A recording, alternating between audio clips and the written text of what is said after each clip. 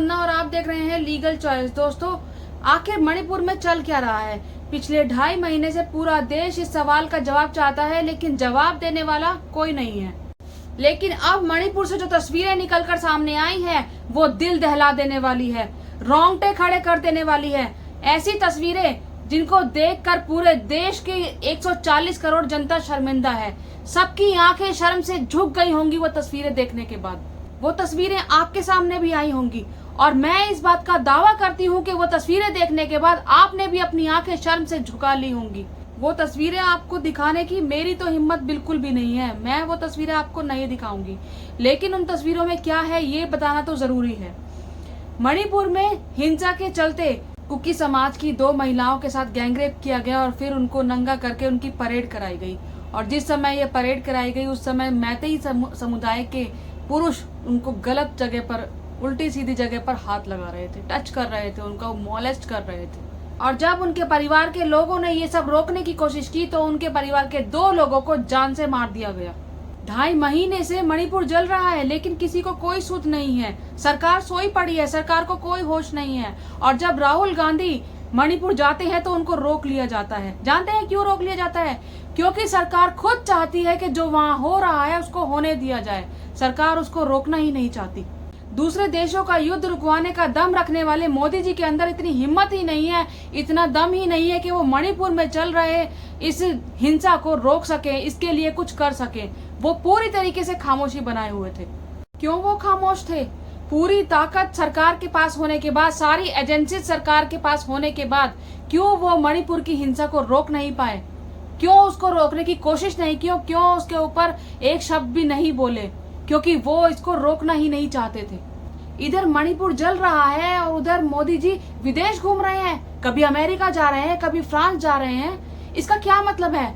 इसका मतलब ये साफ है कि इनको फर्क ही नहीं पड़ता कि इनके देश में हो क्या रहा है।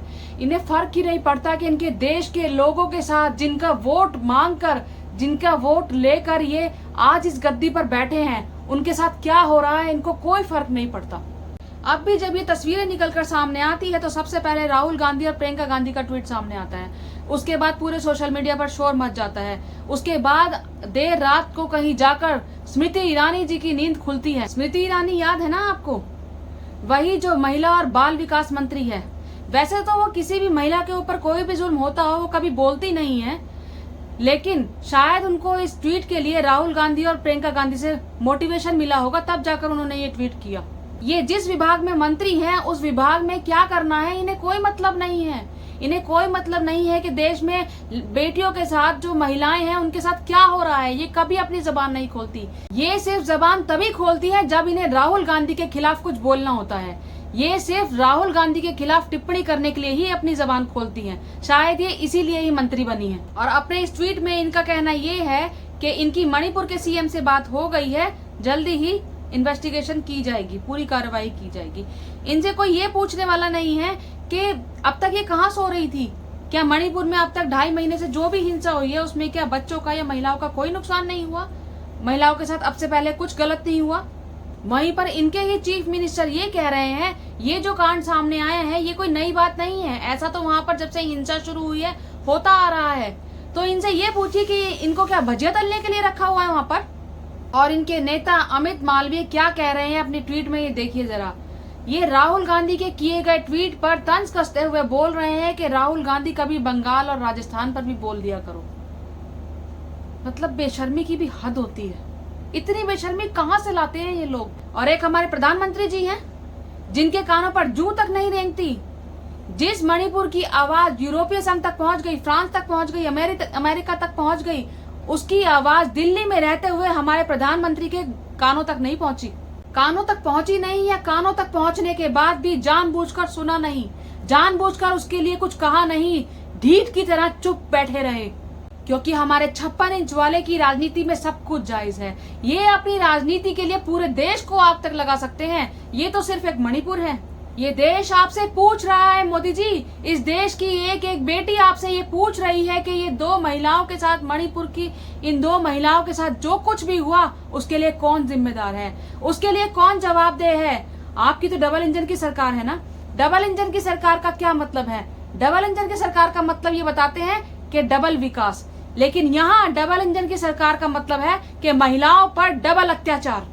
कुर्सी और सत्ता के लालच ने आपको इतना अंधा बना दिया है कि आप सब कुछ देखकर भी खामोश हैं। आप कुछ नहीं बोलते, जो हो रहा है उसको होने देते हैं, देश जल रहा है तो जलने देते हैं। 2.5 महीने से इनके मुंह से एक शब्द नहीं निकला।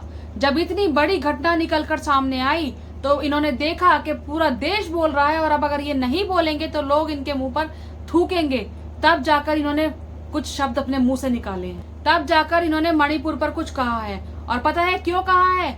इसलिए कहा है क्योंकि सुप्रीम कोर्ट का ऑर्डर है कि मणिपुर में या तो केंद्र सरकार या फिर राज्य सरकार कुछ करे, वरना सुप्रीम कोर्ट एक्शन लेगा।